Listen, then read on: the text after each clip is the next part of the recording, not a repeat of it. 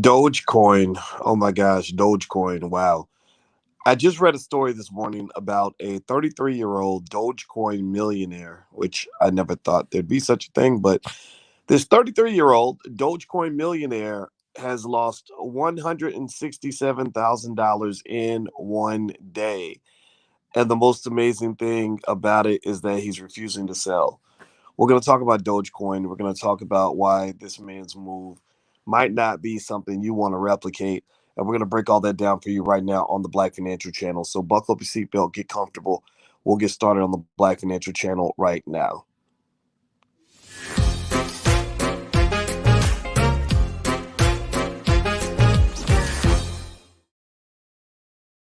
Good morning. Welcome to the Black Financial Channel. That's theblackfinancialchannel.com. My name is Dr. Boyce Watkins. I'm your friendly neighborhood finance professor. On the Black Financial Channel, I use every ounce of my PhD to make sure that you understand all you need to know about Black wealth and putting money in your pocket and making your family wealthier. You don't even have to be Black to be here, but you have to understand one thing. I'm not a finance professor who happens to be Black. I'm a Black man who happens to be a finance professor. That means that everything I do, the reason I'm on the internet is because I believe in the B1 philosophy. B1 means that we put our people first. We solve our own problems before we go save the world. B1 means that we believe that Black people within the next 50 years can be the most economically intelligent group of people on the planet. B1 also means we must understand how to be one in order to be successful. So that means get along with your loved ones, get along with the people in your community so you can build together. If you're fighting, you can't build. So we don't fight, we build. We love each other. Love is stronger than hate. So I love you guys. Good morning, Dominique and Karen, Yvette, and Mind Changer, and JP. Put your hashtag B1 in the chat. Please hit that thumbs up button if you haven't done it yet. So I'm reading the story this morning. This is really funny to me. Oh my God. There's a guy.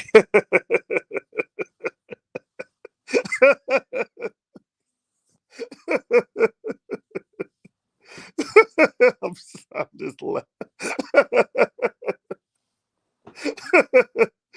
There's a guy. I'm sorry, guys.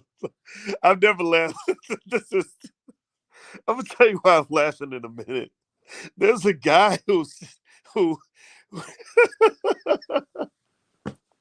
Okay, all right. Whew, okay, all right. Breathe. Gotta breathe. I'm sorry.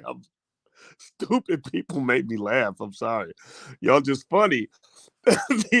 I'm not here to make fun of you. There's a guy who became a Dogecoin millionaire. And this guy, he made over $1 million investing in Dogecoin. And Dogecoin, in case you don't know, Dogecoin has been falling through the floor. Dogecoin has been going straight to hell lately. And this guy, he lost $167,000 in one day. He's no longer a millionaire. He was a millionaire last week, and now he's not a millionaire anymore. And rather than kind of reconsidering his investing strategy, he's basically said, I refuse to sell. I will not sell my Dogecoin. Now, where's Dogecoin now? It's not doing terrible. It's about 20, 24, 25 cents. But in the last month, Dogecoin has dropped by 30%. Last week, it's dropped by 24%. Today, it's up a little bit. Today, it went up by about 6 cents. And in the last year, it's gone up 9,000%. So if you started early when it was down at 2 pennies or whatever, then you're probably doing pretty well. But this guy, he's a Dogecoin millionaire. And basically he's just determined to hold on. He's doing that hodl thing that they talk about, aka hold on for dear life. And I don't know if that's the best strategy. And so anyway, I'm going to pull up his story because I really think it's a great opportunity to really talk about what makes sense when it comes to investing, right? And here's the thing about investing that's really important. You can't let your emotions drive your investing decisions. You can't, because if you do that, then you're gonna get played. You're gonna get played. Now, again, let me just tell you like this. This little story. You guys know. Some of you may know that. I'm a pretty serious poker player, right? And I'll say serious in the sense that um that I'm good enough to win big tournaments. Like I've won tournaments with 1,000 people in it, right? So poker isn't all about luck. Luck matters, but it's not the only thing that matters, right? It's skill and strategy and all that. And one thing about poker also is A lot of the Wall Street trading firms used to literally go and recruit poker players. And they recruited poker players because they said, well, look, we can teach them how to trade stocks. And the reason they recruited poker players is because poker players that are really good have an uncanny ability to to do a lot of things, but more specifically, they know how to manage their emotions. They don't let their emotions to cause them to make bad decisions. You get really mad because you got killed on the last hand. You don't jump out there and try to get it all back all at once. You don't go out there and do anything crazy. You don't let your pride kind of cause you to make a stupid mistake. You don't let fear cause you to run away from a tough situation. You just have a balance, and I'm gonna tell you, anybody who's ever played poker real seriously, like really on a serious level, and like I said, I played in a lot of tournaments, and I sat down at tables where where 500 people started the day, and there were only 5 of us left. And what you'll notice is that the personalities are always unique personalities. These are not regular people, right? Now, why do I tell you this awkward story? Well, the reason I'm sharing the story is because investing is a lot like poker. That's why I'm a good poker player, because I'm a good investor. I have a PhD in finance, so it gives me a certain way of looking at money and looking at wealth and looking at financial choices. Well, in this particular case, this guy, by basically saying, I refuse to sell no matter what, is in my view committing a horrific cardinal sin that's going to leave his silly butt broke.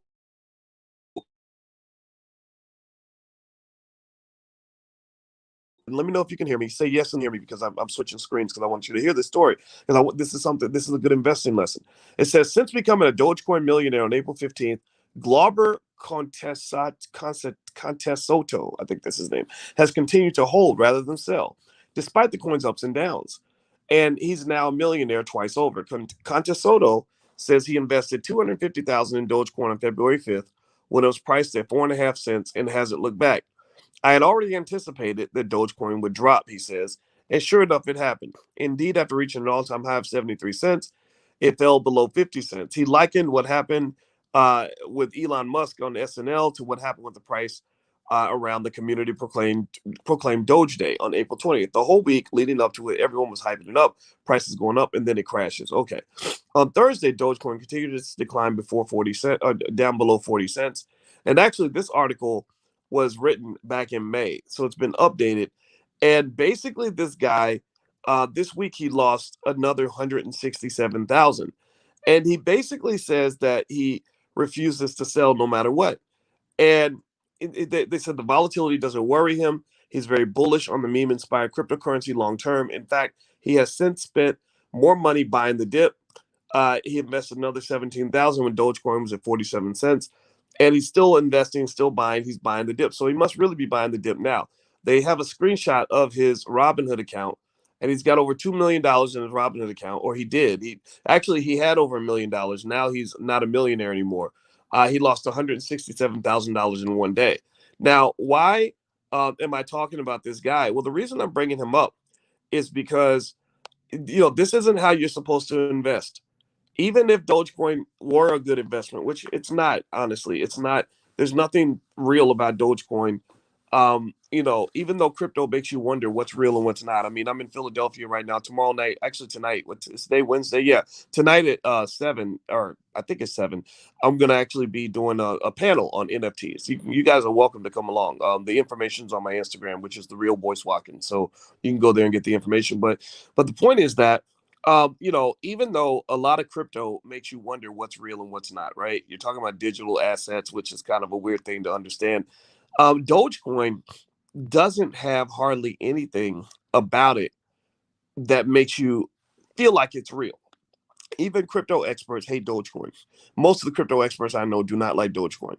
They almost feel like Dogecoin kind of embarrasses the crypto space. I can't speak for them all. I can't speak for them all. But the ones I've spoken with, when I bring up Dogecoin, they're like, don't talk about Dogecoin. I want to talk about crypto, not Dogecoin. But I'm like, but Dogecoin is crypto. No, it's not. Right? Like, that's kind of the conversation I've heard from some of the experts. Now, it's not unanimous, of course, but that's what I've heard from certain people. With that said, Dogecoin was a crapshoot from the jump. Dogecoin was not particularly the best way to use your to invest your money. Now, I can understand if you invest a little of your money in Dogecoin just for fun, just to see what's going to happen, right? I mean, like I was telling you guys before, gambling is not a sin. In most states, in many states, it's not a crime. I don't think it's a bad thing to do, right? I think it's fine, but you got to kind of keep it in its place, right? You got to keep it in its place. And so the point of the matter is to say that when you're talking about, so when you talk about investing the bulk of your wealth in something like a Dogecoin, that's like a guy that has a one night stand and then the next day says, "Will you marry me?" I married my wife, but I wouldn't have married her if she were a one night stand, right? She has to be a lifetime stand. I'm hodling on my wife. I'm gonna hodl her, hodl those sexy black woman curves until the day I die, because she was a long term investment. I spent many years getting to know this woman before I made that massive investment of this thing called my life. So with Dogecoin, when you put most of your wealth in something like a Dogecoin, you really are marrying a one night stand. You're a guy that goes to the strip club and really likes the stripper who's giving you a lap dance. And after you give her $20 in her thong, you say, "Will you marry me? I want to put my life, my kids' lives, my whole future in your hands. And I hope it works out." That's not a good move. Even if it works, even if it works out, she might be an amazing person. She might turn out to be the greatest wife you could have ever met, but chances are that that's not going to happen. So even if it doesn't blow up in your face, that doesn't make it a good decision. It's like basketball. Just because the shot went in, that doesn't make it a good shot. Just because the shot goes in, that does not mean that it was a good shot. So with this guy, first of all, his first stupid mistake was putting a big chunk of his wealth in Dogecoin. I don't know. I don't know the rest of his portfolio, but if he put more than say 5% in Dogecoin, then that's a mistake. That was his first mistake. He got lucky. He got lucky. It went up. He became a millionaire. You took a half court shot, bro, and it went in. Good for you. But that does not mean you're going to win the championship taking half court shots. You don't win championships taking half court shots. Do you follow what I'm saying? Give me a yes if you get what I'm saying. So he got lucky.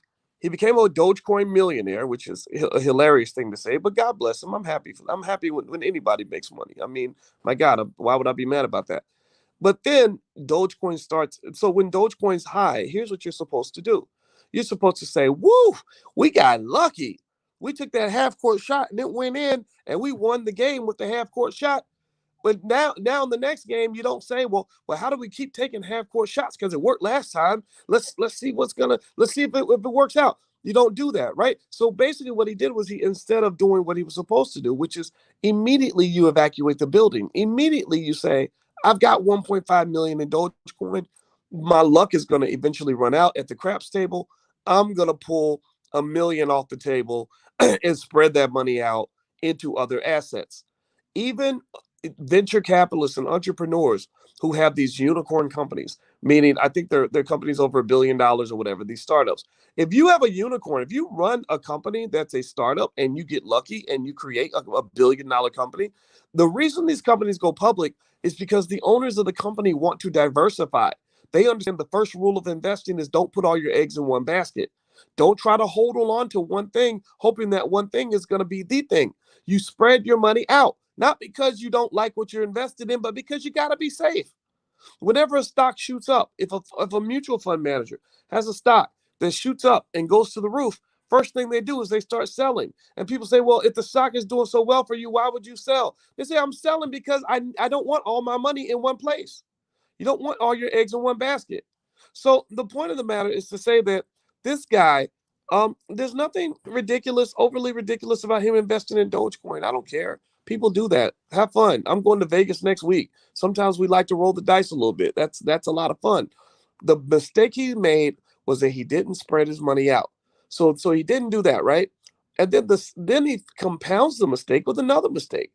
After he gets body slammed because he didn't diversify. He loses $167,000 in one day. That's enough money to buy a house.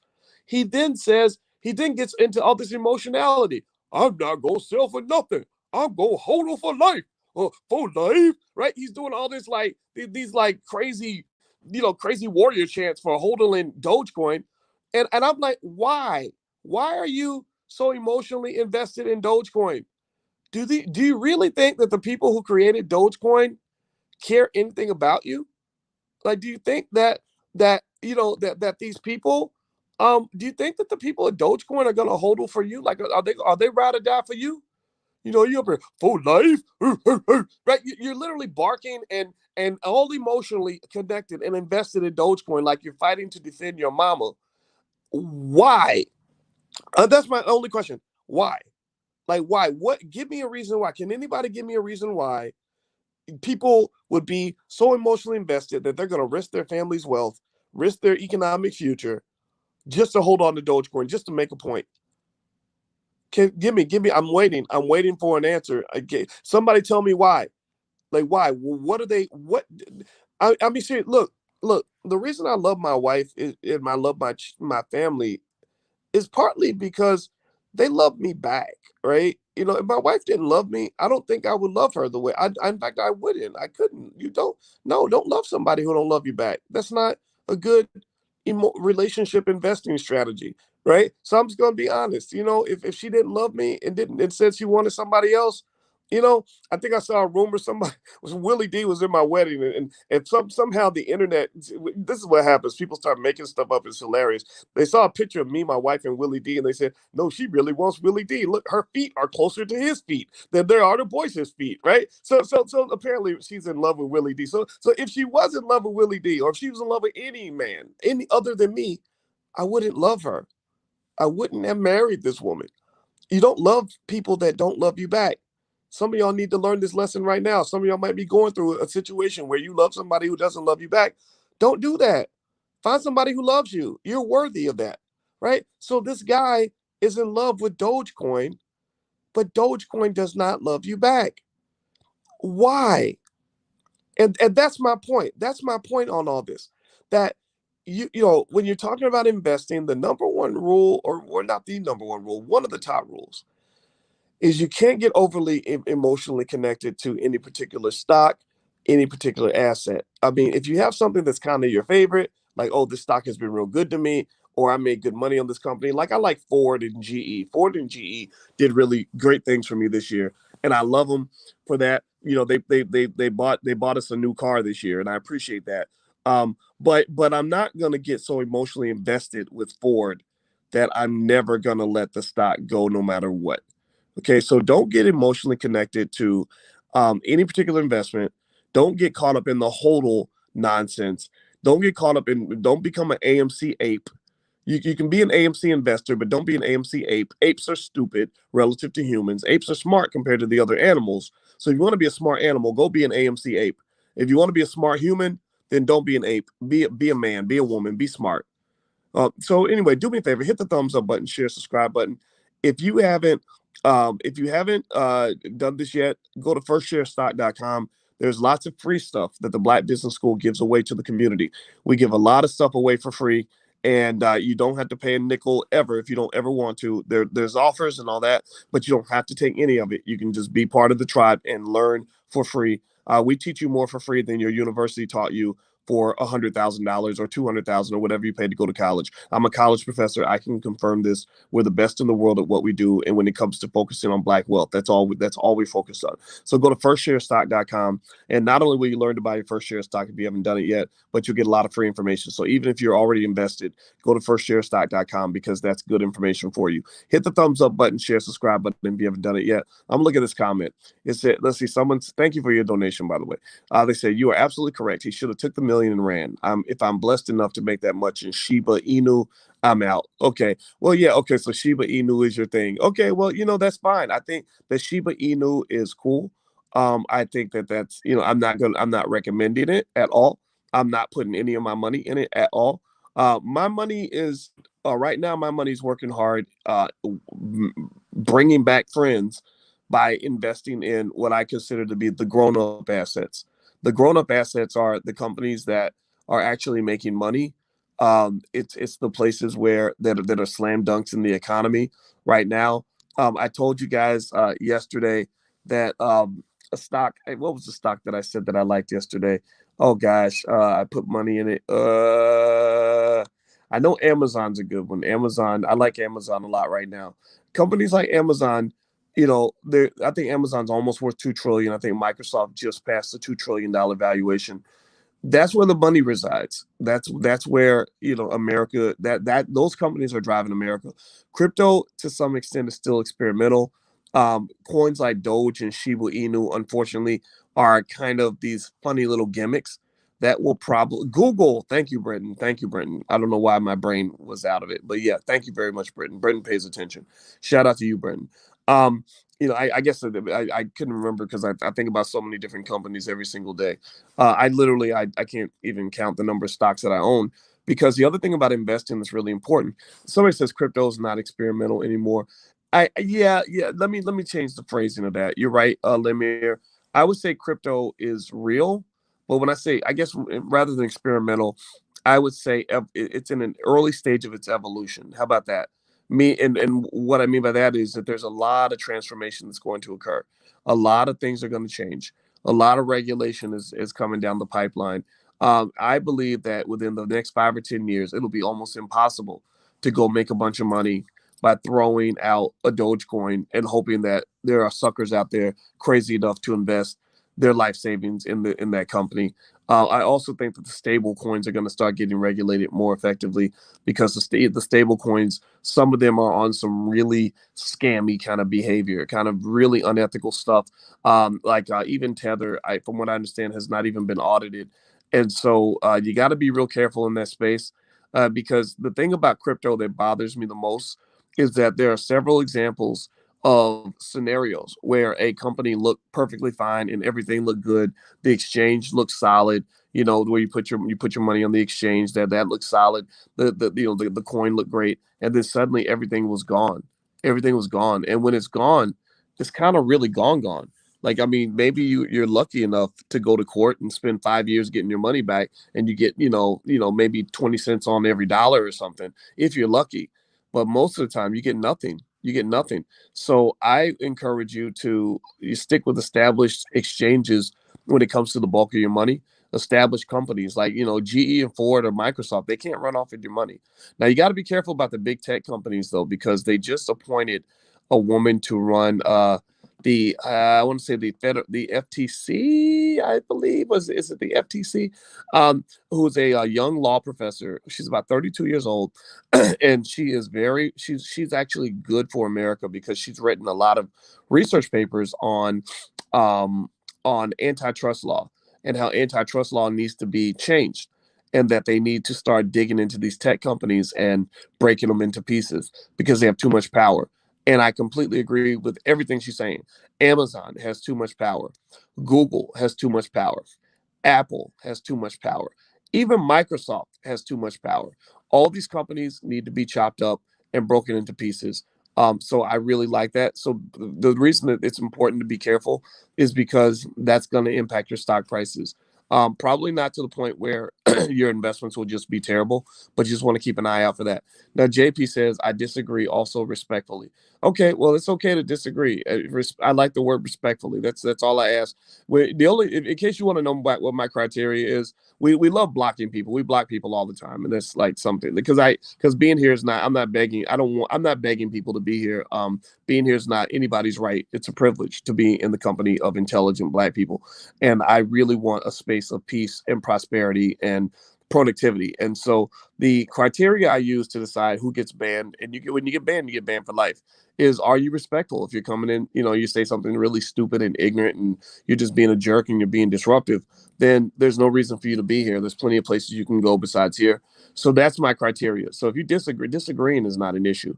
It's when you are ridiculous and sloppy and disrespectful that we don't allow that, because there's too much of that going on in our community. That's why a lot of money gets lost. That's why a lot of progress doesn't get made. That's why a lot of families are broke. That's why a lot of people are broke. I mean, pay attention. I bet you, if you would look at the average income of the typical internet troll, their income is probably very low, because they spend their time doing destructive things and negative things and stupid things and ridiculous things, and they don't spend their time doing things that are going to make their lives better. So hit the thumbs up button, hit the thumbs up, share, subscribe button if you haven't done it yet. Thank you very much for the donation. Give Me Plur says, do you do live events in Chicago? If so, when's your next event? Yeah, I do events in Chicago periodically. To tell you the truth, COVID made me a little bit lazy. I just got kind of tired of, traveling all the time. But at some point, I want to do something in Chicago because I love Chicago, and I know I have a lot of support there, and I appreciate every single one of you. So, what I'm probably going to do, actually, I'm working on a book right now called The 10 Commandments of Black Economic Power. And as I finish that book, I think I want to do a tour and do a lecture series on each of the commandments, because what it's all about is sort of the mindset and the structure that you have to consider and maintain when it comes to building family economic empires. A structured way you build an organization. There's a structured way you look at your family as a corporation. I see my family as a corporation. I see my family as an entity that's going to last for 1,000 years. It's like the Roman Empire in my mind. And that requires a certain way of just kind of viewing things, how you deal with disputes, how you just kind of structure things, right? So I decided to sort of break that down in a book, and that's what it's going to be. And that's sort of my passion at this particular point. Um, Now, let's see here. Someone says, Dr. Boyce, how can I donate to your channel? There should be a donation button somewhere. If there's not, I'd rather give you something as opposed to you donating. So if you want to support what we're doing, feel free to do something in the Black Business School, the Black Stock Market Program. We meet every Tuesday at 11 a.m. Eastern. There's 5 years, 6 years actually now of curricula already in there. I've been saving everything that we do, all the lectures, all the breakdowns, everything. And you can join right there at that URL, theblackstockmarketprogram.com. And the first month doesn't cost you a penny. It's totally free. So I'll answer a couple questions before I head on out.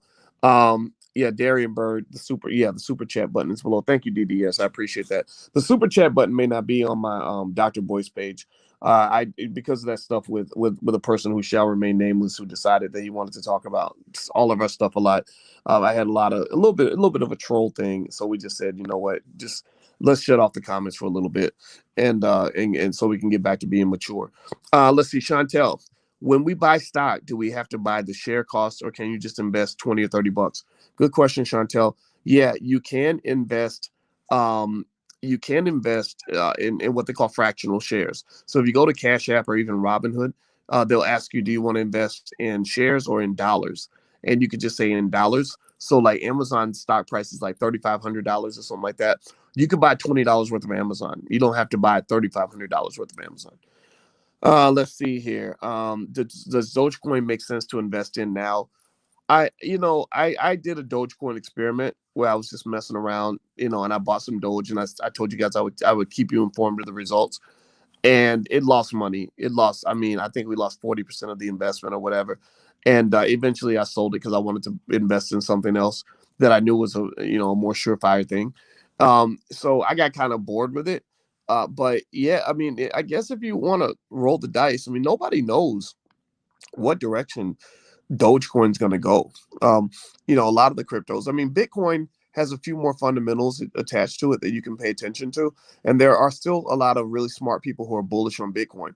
But Doge, these people don't even talk about Dogecoin. Like the serious analysts don't even really acknowledge it. They're just like, okay, well, I guess it shows that people are kind of a little bit, want to gamble. They have an appetite for risk, even if it doesn't make any sense, and they just kind of have money they want to throw around because they got their stimulus check and they want to find a way to waste it. But in general, Dogecoin's not really an investment. Dogecoin is 100% speculation. So just be really careful. JP says Doge is an investment for me. I'm glad I got in really early. My risk is really low. Okay, well, that's good. If you make sure that you spread your money out, I think that's a good thing. Let's see. Mecca, is there a lawsuit against Robinhood for the debacle following GameStop? Yes, there are probably lots of lawsuits happening against Robinhood. That's not the only one. There are lots of people that are mad at Robinhood. So, yeah, just for different things. There's so many things, when they stop trading, and people lose money, it becomes a problem. Sandra Clark, I was suspended from Twitter for saying the following of the market when there was an article written on how Black people were investing in the market. There is a connection with the new administration and the control on money growth in the market. Probably that's not out of the question, for sure. Do you know anything about Tron cryptocurrency? Says Cynthia. Only thing I know about Tron is I'm an investor in Tron. I've been an investor for years, and honestly, I invested because I talked to some experts and they liked the project with Tron. I can't tell you details on the project, but I am an investor in Tron, and I believe it's made money. I got to go double check. Okay. All right, guys. Well, have you met Sabir Bey? No, I did not meet him. I was supposed to meet Sabir Bey in Louisville at the Knowledge Fest, and for whatever reason, I didn't meet him. There were a lot of good people there, and I met most of them. I met Styles P, the rapper. I met Red Pill, Blue Pill. I met Brother Ben X. I did not see Sabir Bey. No one introduced him to me, so I don't know. I look forward to knowing more about him, but I don't know a whole lot about him, to be honest with you. Let's see here. Should I sell my Doge? Bought at 55, says Gordon Henry. I'm not going to tell you to buy or sell, but I would say maybe look at the percentage of your portfolio and are you ready for the ride? You know, people ask me all the time, and this is a good final point to kind of bounce out on. People ask me all the time, you know, when should I sell? When should I sell? Right. And here's the thing: people tend to sell stocks for a few different reasons. Let's see. Number one could be for what they call liquidity reasons. You just want to, you just want the cash. You need the cash because you want to go buy a house or you want to go on vacation or whatever, right? That's fine. Another reason people might sell is for because of diversification. They've made so much money in the stock that now, because the stock has gone up, it has become it's become overwhelming in your portfolio. It's become a dominant force in your portfolio, and you have too many eggs in one basket. So you need to spread your money out. So maybe you sell that stock and buy another stock, or maybe even take the money out of stocks altogether and put it into your real estate or whatever, so you can have your money spread out. Just like, think about it like basketball, right? You don't want all five players on one side of the court, right? Imagine if you were playing defense where all five players got on the right hand side of the court, then that's not gonna be a very good defensive strategy, right? And then the third reason that you might sell is not because you know for sure the stock's gonna go up or down. You may just not be ready for the ride. You know, you may just see what it is, and the stock may be incredibly volatile, and you may say, you know what, I just want to get off this roller coaster ride. I don't know if it's going to be good or it's going to be bad. It's like if if you're a dope dealer and you're in the game and you've made some money, you made your first 5 million. Think about it. Do you guys ever wonder, like you ever watch like a one of those drug sagas where they talk about some guy who rose up the ranks and became a kingpin, and those stories are always really interesting and exciting, like a movie like Blow. And do you ever wonder, like, well, why didn't you get out when you were doing well? Like when you had all the money and all the power and you were really successful, why don't you just walk away? Has anybody ever wondered that? I wonder that all the time. I really do. And because now you got life in prison because you got greedy. You were making $1 million a day. Why not work for another couple weeks and then bounce, right? Well, I see stocks kind of the same way. Some people just decide that they don't want to stay on the ride. Either the ride has gotten so bad that they don't want to know what's next, right? You don't know. Maybe you're right around the corner is the biggest come up you can ever imagine. Maybe, right after your darkest day is going to be your best opportunity and you're going to rise to the top. Or your darkest day could be followed by a darker day. It could be followed by death, right? You don't know. You just know that you're not interested in the volatility anymore. So you're not walking away. So think about like a dope dealer. If a dope dealer retires, he's typically not walking away from the money, right? Because he likes the money. He's not necessarily walking away from his inevitable downfall all the time, because a lot of dope dealers, just by being a kingpin, you got to have a lot of confidence, and they think that they're never going to go down. They think they're always smart enough that they're never going to get caught, right? You know what I'm talking about, right? What they're walking away from, if they were to walk away, is they're walking away from the chaos. They're walking away from the volatility. They want to move away from a risky scenario to one that is a little more predictable. Like, okay, man, man, I'm tired of the game. I don't want to be a player no more. I just want to settle down, get a wife and some kids, and go out to the suburbs and, pick up my morning newspaper, right? They want that predictability. So that's very similar to how an investor might go from a risky stock to a more stable investment or take money off the table. It's not, he's not selling because he thinks the stock's going to go down, and he's certainly not selling because he thinks it's going to go up.